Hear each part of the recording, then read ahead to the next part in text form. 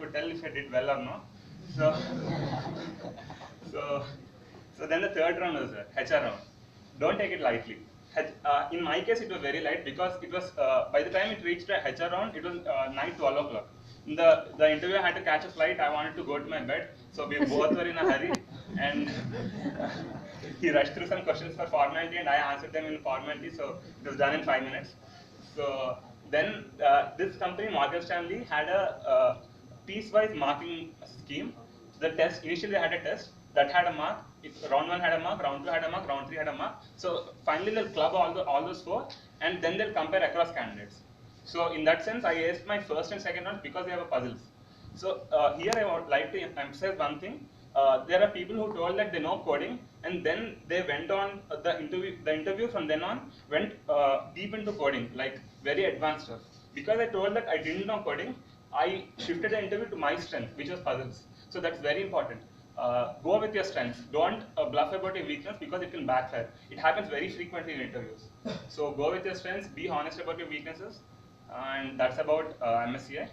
So regarding CAT preparation, I got a decent percentile in CAT, so I'd like to give some tips. So how many of you are interested in giving CAT or doing an MBA right after? Okay, only a couple of hands. So given the interest, I'd like to make it short. The thing with CAT is that you should either be a genius or very lucky or should practice hard. These are the things. So in my wing, there's a genius. His name is Samit. He's from electrical department. He in all the AIM CATs, he used to get 99 point something in quant every time. So as usual, everyone expected him to ace, and he aced it. He got 100% in final CAT. So and there are people who get lucky, and what I did was I practiced. I'm not a genius. I don't believe in luck, so I practiced. And the practice should be such that you have to keep a schedule every day. You won't be able to meet it, but it doesn't matter. You have to keep a schedule of 1 or 2 hours every day, and you have to keep practicing it over the long term. So if you do this, you will be able to ace CAT. So that's it. And regarding Analytics Edge, the course that you mentioned, people who are interested in analytics, there are 2 things that you should do. Take the courses like Geeta Krishnan sir's Computer Applications in Traffic Engineering, Time Series Analysis, some chemical department courses offered, and this Analytics Edge, you can do it this course in the summer. It's offered in edX or Coursera, I don't remember which one, edX. So it's a very good course. I did it before I took the Computer Applications course, and it set the base very well for the rest of the course. So I advise you to take these 3 courses and also do a project in analytics because you'll have something to talk about. I think one of the initiatives of your BC is like the introducing coursework phase, right? So he'll be sending the links of courses which are related to every profile. So during that phase, go through those courses and practice these all test related strengths very well.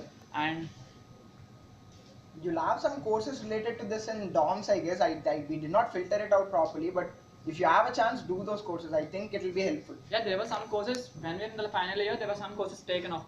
My seniors has done some 2 or 3 extra courses in the data analytics part. We thought of choosing them as free electives. So then they were taken off, and even then, I have done the decision models for analytics in my 6th semester. But you guys don't have the option to choose the decision models for analytics in your 6th semester. So there were some courses being taken off. I don't know the reason why, but try to take the courses which are available if you're interested in analytics, and having a course or something, otherwise a project related to analytics would really help you in the interview because it will create your path to choose your interview. And one more thing is the guesstimates part. The guesstimates part is very much important for the analytics part.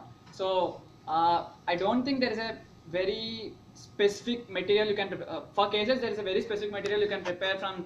There are some day 1 book or some other cases solved. And for the guesstimates, there is no proper way of material. So we used to go through various sites and we used to practice it. So some 2 months back, actually, out of some reason, have actually put out some 35 to 40 guesstimates, different types of guesstimates in a single PDF, and have compiled all the information which is related to the. There should be some statistics you should be known by the people for using estimates. So how much population is divided by the economy level and by the age level. So I have put all the information in a crispy manner in a single PDF. I'll share it with Sashi, so he can share it with you. So go through that PDF. I think it would be helpful. And so if you have any company specific related questions, otherwise profile related questions, otherwise generic kind of placement preparation kind of questions you can ask us. Yeah. Question.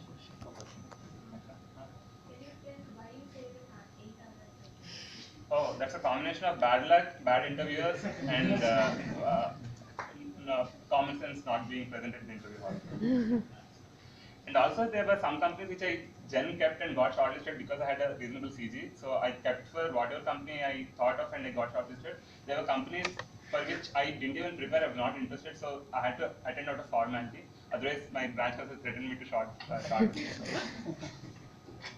So if For analytics, what is the major selling point? Like, is it the project and an intern? Or what is the major selling point? Yeah, I mean, an intern will always be helpful, but I don't think intern is must. So having some courses related to it and having some understanding about analytics, how would you apply it in a practical world, having some courses related to it would really greatly help.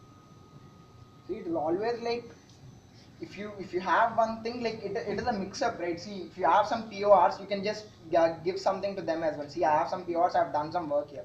But one of the main things why I told internship is necessary was because I literally had nothing. I had to show them that I only got analytics and I'm just good at that. So, and one more thing is that, see, it really happens, we all do that. The thing which we do is we project everything in a good way. We exaggerate it sometimes, but we always need to make sure that whatever you're exaggerating, you should be able to explain it. And if they give you a counter, of if they ask you a question, you should be able to answer it regarding that. So make sure you have the knowledge, and though if your project or if your intern is not as good as what you're projecting it to be, you can just always say it. But you should make sure you should always